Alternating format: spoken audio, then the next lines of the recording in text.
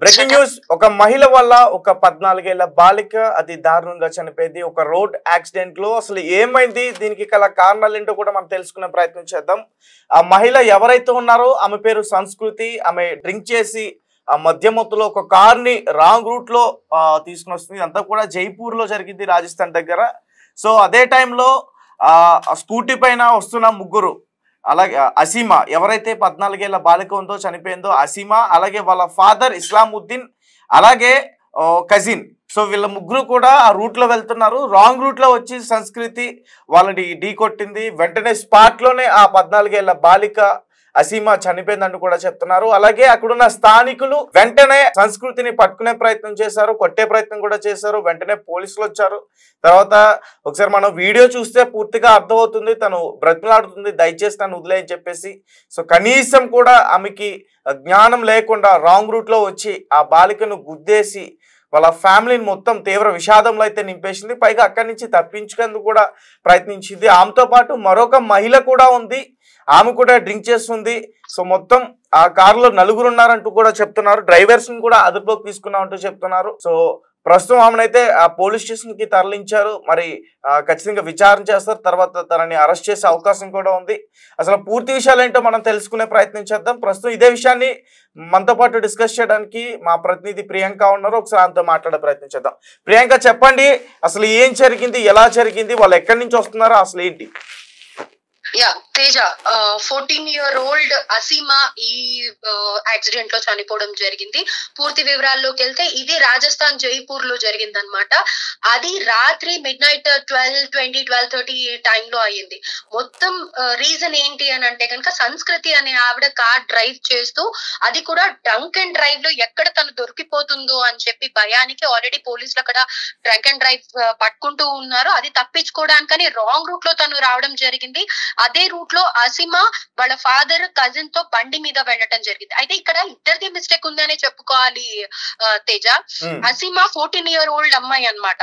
వెనకాల ఫాదర్ కూర్చున్నారు, అలాగే ఒక 6-year-old కజిన్ ఉన్నారనమాట. అండ్ ఇక్కడ ఎవరైతే యాక్సిడెంట్ చేశారో సంస్కృతి, తను డ్రింక్ చేసి రాంగ్ రూట్ లో రావటం. సో ఎంత ట్రాఫిక్ రూల్స్ స్ట్రిక్ట్ గా పెట్టినా కానీ, మోటార్ వెహికల్స్ కి డ్రంక్ అండ్ డ్రైవ్ క్యాంపెయిన్స్ ఎంత చేసినా కానీ, ఇవి లిమిట్స్ క్రాస్ చేసి డ్రింక్ చేయడం కానీ, పోలీసులను తప్పించుకునే ప్రయత్నంలో వాళ్ళు ఇంకా అనుకోని విధంగా ఇలాంటి సిచ్యువేషన్స్ ఫేస్ చేయడం కానీ జరుగుతుంది. మామూలుగా అయితే పోలీసుల ప్రకారం BSE యాక్ట్ కింద 30 milligrams ఆల్కహాల్ 100 ml బ్లడ్ లో ఉంటే గనక డెఫినెట్ గా వాళ్ళకి పనిష్మెంట్స్ ఇవ్వడం జరుగుతుంది. మనకు తెలుసు ఆల్రెడీ 6 months నుంచి 1 year వరకు ప్రిజన్ లో ఉంచుతారు. And at the same time fine కూడా 10,000 అనేది పెట్టారు. ఎందుకు అంటే అది ఎక్కువ అమౌంట్, భారం అవ్వకూడదు, ఎవరైనా ఈ 10,000 అమౌంట్ కన్నా భయపడతారు అన్న ఉద్దేశంతో ఇంత ఫైన్ పెట్టడం జరిగింది. అయినా కూడా భయం లేకుండా ఇలా డ్రింక్ చేస్తూ, మగవాళ్లే అనుకోవచ్చు, ఆడవాళ్లు కూడా ఈ మధ్య కాలంలో ఎక్కువగా చూస్తూ ఉన్నాం. అండ్ మీరు కూడా వెళ్ళడం జరిగింది తేజ, రీసెంట్ గా ఒక స్పాట్ లో లైవ్ గా తీసుకొని వచ్చారు ఆడవాళ్ళు ఇలా యాక్సిడెంట్ చేయడం గురించి. నాకు తెలిసి అది మన హైదరాబాద్ లోనే జరిగింది సిచ్యువేషన్, రైట్? కుకట్పల్లి ఏరియాలో. సో ఫస్ట్ అఫెన్స్ వచ్చేసి 6 months 10,000 పెట్టి, తర్వాత కొన్ని సిచ్యువేషన్స్ లో సెకండ్ నెక్స్ట్ ఫైన్ ఏంటంటే 15,000, అలాగే 1 year వరకు. ఇంకా కొన్ని కేసెస్ లో ఏంటంటే కనుక లైఫ్ టైమ్ ప్రిజన్మెంట్ లో కూడా పెట్టడం జరుగుతుంది. ఇంత స్ట్రిక్ట్ గా పెడుతున్నా కూడా కేర్ చేయకుండా ఇలాంటి యాక్సిడెంట్స్ చేయడం జరుగుతుంది. అండ్ ఇక్కడ ఈ 14 years అసీమా ఎవరైతే ఉందో చాలా లైఫ్ ఉందనే చెప్పుకోవాలి అమ్మాయికి. She's just a teenager. So అలాంటి అమ్మాయికి ఫాదర్ అసలు ఆ బైక్ ఎలా ఇవ్వడం జరిగింది, ఆ అమ్మాయి ఎలా డ్రైవ్ చేసింది ఆ టైంలో అనేది కూడా ఆశ్చర్యానికి గురి చేస్తోంది. రైట్, అంటే ఫాదర్ వెనుకుండి తనతో నడిపించే ప్రయత్నం చేశారు అనుకోవచ్చు కదా. ఎగ్జాక్ట్లీ. ఖచ్చితంగా సింగిల్ గా ఆ మహిళ బాలిక సింగిల్ గా వచ్చుంటే ఖచ్చితంగా ఫాదర్ మిస్టేక్ అనిపించేది. అంటే ఇక్కడ కూడా మిస్టేక్ ఉంది. సో నైట్ టైం, మిడ్-నైట్ టైంలో ఆ బాలికకు వాళ్ళ ఫాదర్ బైక్ ఇవ్వడం కూడా కరెక్ట్ కాదు, ఒక రకంగా అది కూడా తప్పే. కానీ ఇక్కడ అంటే ఇచ్చినంత మాత్రాన తను వెళ్ళి యాక్సిడెంట్ చేయలేదు, ఒక మహిళ రాంగ్ రూట్ లో వచ్చి గుద్దేశం కాబట్టి మనం ఇక్కడ చూడొచ్చు తనదే తప్పని భావించవచ్చు పూర్తిగా. పైగా తను డ్రింక్ చేసుకోవడం అనుకోవడానికి తేజ ఇక్కడ 2 విషయాలు గుర్తు పెట్టుకోవాలి. అది ఒక గ్రౌండ్ లోనో లేకపోతే ఒక వెహికల్స్ రాని ప్లేస్ లో ఫాదర్ అమ్మాయికి 14 years అసీమాకి బైక్ ఇచ్చినా కానీ ఓకే, అక్కడ ట్రాఫిక్ పోలీస్ చెకింగ్ అవుతుంది అంటేనే మనం అర్థం చేసుకోవచ్చు అది మెయిన్ రూట్ అని అనేసి, రైట్? సో వెహికల్స్ వెళ్తూ ఉంటాయి. సో అలాంటి టైంలో ఇవ్వడం ఇటు పేరెంట్స్ ది తప్పు, అండ్ రాంగ్ రూట్ లో పోలీసులను తప్పించుకొని ఆల్కహాల్ కన్సూమ్ చేసి వెళ్తుంది అని అంటే అక్కడ తన తప్పు కూడా ఉంది. కొన్ని కేసెస్ లో మనం ఏంటంటే కనుక ఒకరిదే తప్పుగా చూస్తూ ఉంటాం, కానీ ఇక్కడ అందరూ కూడా అవేర్నెస్ తెచ్చుకోవాల్సింది ఏంటి అంటే కనుక పిల్లలకి ఎంతైనా సరే అవగాహన అనేది తక్కువగా ఉంటుంది, right? On the spot immediate గా ఏదైనా ఒక ప్రాబ్లం వచ్చింది అంటే కనుక దానికి సొల్యూషన్ కంటే కూడా వాళ్ళు భయపడిపోయి ఆ ప్రెసెన్స్ ఆఫ్ మైండ్ వర్క్ చేయదు వాళ్ళకి. సో ఇక్కడ పేరెంట్స్ కూడా అలర్ట్ గా ఉండాలి. టీనేజర్స్ కి బైక్స్ అసలు ఇవ్వకూడదు. అండ్ లేడీస్ అయి ఉండి డ్రైవ్ చేసి పోనీ తను ఆ టైంలో డ్రంక్ చేయడమే తప్పు అనుకుంటే పోలీసులను తప్పించుకోవాలి అనుకుంది, సరే చేసింది ఏదో చేసింది, ఫైన్ కడితే బాగుండేది. తను తప్పించుకునే ప్రయత్నంలో ఇంకొక లైఫ్ అయిపోయింది. సో ఇది కూడా ఆలోచించాలి Teja. Okay, right. Thank you Priyanka. Right Teja, thank you so much. So guys, చూసారు కదా, మగవాళ్ళే కాదు మహిళలు కూడా దారుణంగా బిహేవ్ చేస్తున్నారు. అంటే మేము దేనికి తీసిపోమంటూ, అంటే ఈ విషయం మరి చెప్పాలా చెప్పకూడదా అయితే నాకు అర్థం కావట్లేదు. ఎందుకంటే అక్కడ జరిగిన సిచ్యువేషన్ చూస్తే ఖచ్చితంగా ఆమెని కొట్టాలి, తిట్టాలి, ఆమెకు దేహశుద్ధి చేయాలి అనిపిస్తుంది. ఎందుకంటే అల్లారు ముద్దుగా పెంచుకున్న అసీమా ఇస్లాముద్దీన్ కూతురు, 14 ఏళ్ళు, రేపు మాపో 10th క్లాస్ తను దాటి ఇంటర్మీడియట్ చదువుకుంటుంది. అల్లారు ముద్దుకు పెంచుకుంటున్న ఆ కూతుర్ని వీళ్ళు ఒక్కసారిగా తాగి, వీళ్ళు అని ఎందుకంటానంటే ఒక బ్యాచ్ ఉంది, రాంగ్ రూట్లో వచ్చి వాళ్ళని గుద్దేసి వాళ్ళ బాలిక మరణానికి కారణమయ్యారు. మరి వీళ్ళకి అసలు ఎటువంటి శిక్ష పడాలి? జీవిత ఖైదీ కూడా వేసిన వీళ్ళకి సరిపోదు. ఎందుకంటే లైఫ్లో ఏం చూడని ఒక బాలికను వీళ్ళు దారుణంగా చంపేశారు, గుద్ది చంపేశారు. సో కాబట్టి ఈమెకి ఉరి శిక్ష వేస్తేనే కరెక్ట్ అని నాకు అనిపిస్తుంది. అండ్ చాలా మంది నెటిజన్స్ కూడా అలాగే కామెంట్ చేస్తున్నారు. దీనిపైన చాలా మంది కూడా రియాక్ట్ అయ్యారు. అండ్ కేవలం ఈ గుజరాత్ లోనే కాదు, ఇటు మన హైదరాబాద్ తీసుకున్నా, మన తెలుగు 2 రాష్ట్రాలు తీసుకున్నట్టు ఆంధ్ర కానీ హైదరాబాద్ కానీ సిటీస్ లో ముఖ్యంగా ఈ మహిళలు చాలా చాలా దారుణంగా ప్రవర్తిస్తున్నారు. ఇక్కడ హైదరాబాద్ లో కూకట్పల్లి కానీ, జూబ్లీ హిల్స్ కానీ, బంజారా హిల్స్ కానీ, మాదాపూర్ కానీ, హైటెక్ సిటీ దగ్గర కానీ, సో వీకెండ్ టైం వస్తే మహిళలు డ్రింక్ చేసి, ఫుల్ గా డ్రింక్ చేసి డ్రంక్ అండ్ డ్రైవ్ టెస్ట్ లో వీళ్ళు పట్టుబడుతున్నారు. చాలా మంది ఉన్నారు. కొంతమంది పెద్దవాళ్ళు హై ప్రొఫైల్ కావడంతో వాళ్ళని కొంతమంది పోలీసులు వదిలేసే ప్రయత్నం చేస్తున్నారు. లేదంటే చాలా మంది అరెస్ట్ అవుతారు మహిళలు. రీసెంట్ గా మనం చూసుకుంటే మన యూసఫ్ కూడా దగ్గరే డ్రంక్ అండ్ డ్రైవ్ టెస్ట్ లో ఒక మహిళ దొరికితే, ఆమె మూవీ ఆర్టిస్ట్ ఎవరో కూడా ఒక పేరు అయితే బయటకు వచ్చింది. సో ఆమె డాన్స్ లేస్తుంది, డాన్స్ లేసి పోలీసులతోనే డాన్స్ లేసి వాళ్ళతో డాన్స్ చేయడానికి ఆమె ట్రై చేసింది. తనను అరెస్ట్ చేశారు, తీసుకెళ్లారు, అదొక విషయం. తర్వాత ఇంకొక సిచ్యువేషన్ కూకట్పల్లిలో కూడా ఒక మహిళ ఇలానే కారు దిక్కుండా, నీకు దిక్కున్నోడు చెప్పుకో, నువ్వేం చేసుకుంటా చేసుకో, నేను ఎవరో తెలుసా, ఇష్టాసారంగా ఆ తాగిన మైకంలో వాళ్ళు ఏం మాట్లాడుతున్నారో వాళ్ళకే తెలియదు. సో ఆ రకంగా మాట్లాడిన తర్వాత నెక్స్ట్ డే అంటే పూర్తిగా ఆ తాగినంత దిగిపోద్ది, రిలైజ్ అవుతారు.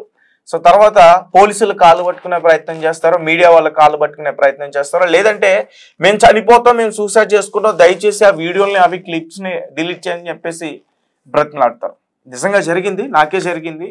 ఒక మహిళ కూకట్పల్లి ఇదే రకంగా ప్రవర్తించినప్పుడు, అది కవర్ చేస్తున్నప్పుడు నెక్స్ట్ డే వాళ్ళు మాకు బ్రతిమలాడడం జరిగింది. మేము ఎక్కడ తగ్గలే, మీరు తప్పు చేశారు, మేము ఆ తప్పునే చూపించామని చెప్పేసి మేము చెప్పడం జరిగింది. సో మీ అందరికీ బాగా తెలుసు, గుజరాత్లో కూడా ఒక మైనర్ ఒక లా చదువుకుంటున్న స్టూడెంట్స్ని ఏ రకంగా వాళ్ళని గుద్దు చంపేశాడో. ఎనదర్ రౌండ్ అని ఒకటి బాగా హల్చల్ అయింది. అది కూడా రీసెంట్గా జరిగింది, ఒక 1 month బ్యాక్ గుజరాత్లో జరిగిన సంఘటన ఇది. సో చాలా దారుణంగా డ్రింక్ చేసి మరి గుద్దేశాడు. తర్వాత తను రిలైజ్ అయ్యాడు నెక్స్ట్ డేకి. అంటే తాగిన మైకంలో మనం ఏం చేస్తున్నామో మనకే అర్థం కాదు. కాబట్టి అందరూ కూడా జాగ్రత్తగా ఉండాలి. అండ్ ముఖ్యంగా ఇక్కడ మహిళల గురించి మనం ఎక్కువగా మాట్లాడుతున్నాం. మహిళలు ఎక్కువగా తాగి నడుపుతున్నారు, బళ్ళు కావచ్చు, కార్స్ కావచ్చు. అండ్ పబ్బులు కూడా ఎక్కువ వెళ్తున్నారు. వాళ్ళు డ్రైవ్ చేసినా చేయకపోయినా పబ్బులు కూడా విపరీతంగా తాగి అక్కడికి వెళ్ళి పడిపోవడం, ఇటువంటివి కూడా జరుగుతున్నాయి. అది మనకు సంబంధించిన విషయం కాదు, అది వాళ్ళ వ్యక్తిగతానికి సంబంధించిన విషయం. వాళ్ళ జీవితం వాళ్ళు పాడు చేసుకుంటే వాళ్ళ కర్మ, మనం ఏం చేయాలి. కానీ ఇక్కడ మాత్రం సంస్కృతి చేసిన దారుణం ఒక కుటుంబాన్ని తీవ్ర విషాదంలో అయితే నింపేసింది. ఆ బాలికని మనం తీసుకురాలేం. 14 ఏళ్ల బాలిక అసీమ 10వ తరగతి చదువుతున్నట్టుంది. ఆమె రేపో మాపో 10వ తరగతి అయిపోతే ఆమె ఇంటర్మీడియట్ లో జాయిన్ అవుతుంది. అలాంటి ఆమెను దారుణంగా గుద్దేసింది. తన మరణానికి ఈ సంస్కృతి కారణమైందంటూ కూడా మనకి అర్థమవుతుంది. అలాగే ఇస్లాముద్దీన్ తనకు కూడా తీవ్ర గాయాలంటూ కూడా చెప్తున్నారు అసీమా ఫాదర్. అలాగే ఒక కజిన్ ఉన్నారు అదే బైక్ మీద, వాళ్ళు కూడా తప్పు ఉంది ఒక రకంగా. ఎందుకంటే ఆ 14 ఏళ్ల బాలికకి మైనర్ తను, మరి బైక్ నడపడం ఫాదర్ నేర్పించే టైం కాదు అది. 18 ఏళ్ళు నిండిన తర్వాతే నేర్పించాలి తనకి. మరి బైక్ ఇవ్వటం తను అంటే ఎలా అంటే ఇప్పుడు ఎదుటి వాళ్ళు సరిగ్గా రాకపోయినా మనం జాగ్రత్తగా డ్రైవ్ చేసుకుంటే మన ప్రాణాలను కాపాడుకున్నాం. ఒకవేళ అసీమా డ్రైవింగ్ పొజిషన్ లో లేకపోయినా వాళ్ళ ఫాదర్ ఇస్లాముద్దీన్ ఉన్న వెంటనే తప్పించి అక్కడ అసీమా చనిపోకుండా కాపాడే ప్రయత్నం జరిగి ఉండేది. కానీ ఇక్కడ ఫాదర్ నిర్లక్ష్యం కూడా కనిపిస్తుంది. మైనర్ అయి ఉండి తనకి బైక్ ఇవ్వడం, పైగా ట్రిపుల్ రైడ్ చేయడం, అది కూడా ఒక రకంగా తప్పే. అలాగే మనం కూడా చాలా జాగ్రత్తగా ఉండాలి. ఎందుకంటే ఏ టైంలో ఎటువైపు నుంచి ఏ వాహనం ఎలా వస్తుందో తెలీదు. మనం ఎంత జాగ్రత్తగా వెళ్ళినా వాళ్ళు కూడా అంతే జాగ్రత్తగా అవతల నుంచి రావాలి. కాబట్టి జాగ్రత్తగా ఉండాలి. అలాగే పేరెంట్స్ ముఖ్యంగా ఇందులో చాలా మంది వినాల్సిన పరిస్థితి అయితే ఉంది. ఏంటంటే మీరు మీ పిల్లలకి బైక్స్ ఇవ్వద్దు, లైసెన్స్ లేకుండా బైక్స్ ఇవ్వద్దు. ఒకవేళ లైసెన్స్ ఉన్న వాళ్ళకి సరిగ్గా నడపడం రాకపోతే ఇవ్వద్దు. ఎందుకంటే పాపం ఏం చూడండి లైఫ్ లో ఇలాంటి చిన్న చిన్న యాక్సిడెంట్లకి వాళ్ళు చనిపోతున్నారు. కాబట్టి మీరు కూడా ఒకసారి ఆలోచించే ప్రయత్నం చేయండి. కార్స్ ఇస్తున్నారు వాళ్ళకి 15 years 16 years వచ్చేసరికి కార్స్ ఇస్తున్నారు. కార్ నడిపే ఏజ్ కాదు అది. కార్ గురించి, ఆ రోడ్స్ గురించి, ఆ రూల్స్ గురించి తెలుసుకునే వయసు కాదు అది. ఇంకా చాలా తెలుసుకోవాలి. బట్ అవేమి తెలుసుకోకుండానే కార్లు బైక్లు ఇవ్వడం, తర్వాత వాళ్ళు ఇలాంటి యాక్సిడెంట్లకి గురయ్యి ప్రాణాలు విడిచిపెట్టడం, తర్వాత మీ కుటుంబం అంతా తీవ్ర విషాదంలో ఉండిపోవడం, ఇదంతా కూడా అనవసరం. కాబట్టి ఒకసారి గమనించండి. సో ఈ రోజైతే అసీమా లేదు, మరణించింది. ఒక రకంగా వాళ్ళ తండ్రి కూడా కారణం, తనకి బైక్ ఇవ్వడం. అలాగే ఈ సంస్కృతి కూడా కారణం. ఆ సంస్కృతి చూడండి ఎలా మాట్లాడుతుందో, నన్ను వదిలేయండి, నేను వెళ్ళిపోతానంటూ కూడా బ్రతిమాడుతుంది. కనీసం కూడా లేదు ఆమెకి. ఒక ప్రాణాలను నేను తీసాను, ఆ కార్ దిగి అక్కడికి వెళ్ళి చూడాలి, వెంటనే వాళ్ళ హాస్పిటల్కి తరలించాలి, అవేమీ లేదు. అక్కడి నుంచి తప్పించుకోవాలి. అక్కడి నుంచి ఎలా అయినా సరే పోలీసులు, ప్రజలు వచ్చారు, ప్రజలు కొట్టే ప్రయత్నం చేశారు, కొట్టారు నిజంగా. అక్కడి నుంచి తప్పించుకునే ప్రయత్నం చేసింది. అంతేగాని ఒక ప్రాణం పోయిందే నా వల్ల, ఆ ఉన్న ప్రాణాలైనా బ్రతికిద్దామంటూ కూడా తనకు లేదు. ఎందుకంటే తను తాగేస్తుంది. ఇప్పుడు వీళ్ళు ఖచ్చితంగా రేపు పోలీసులను కానీ కోర్టులను కానీ మేనేజ్ చేసే ప్రయత్నం చేస్తారు. సో ఒకవేళ అదే జరిగితే మాత్రం ఖచ్చితంగా దీని పైన పెద్ద ఎత్తున ఫైట్ చేసే అవకాశం ఉంటుంది.